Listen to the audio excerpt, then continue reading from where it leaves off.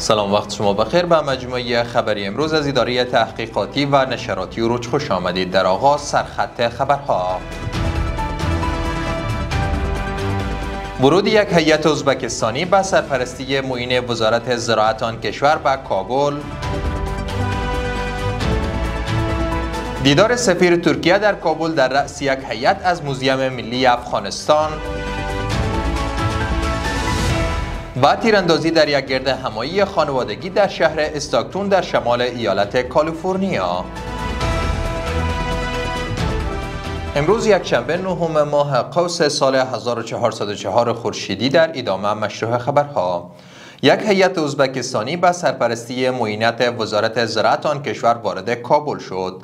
وزارت زراعت، آبیاری و مالداری میگوید که هدف از سفر این هیئت بررسی زمینه‌های همکاری تکنیکی، افزایش داد و ستد زراعتی و تقویت تعامل میان دو کشور عنوان شده است. قرار است این هیئت ازبکستانی در دیدار با مسئولین وزارت زراعت و نمایندگان سکتور خصوصی افغانستان در مورد گسترش همکاری‌ها، تبادل تجارب و فرصت‌های مشترک در بخش‌های زراعت و مالداری گفتگو کنند. جینگ اونال، سفیر ترکیه در کابل، در رأس یک هیئت از موزیم ملی افغانستان بازدید کرد. سفیر ترکیه در جریان این بازدید گفت که موزیم‌ها نقش مهمی در تقویت روابط فرهنگی و گسترش دانش داشته و به عنوان نهادهای پویا در توسعه تعاملات بین‌المللی شناخته می شود.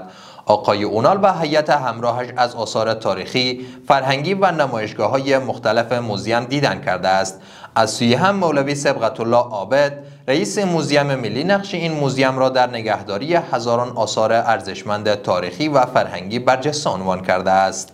کار ساخت تعمیر جدید برای مکتب اسحاقزی در ولسوالی میانشین ولایت قندهار به هزینه 7,982,000 افغانی تکمیل و به بهره برداری سپرده شد.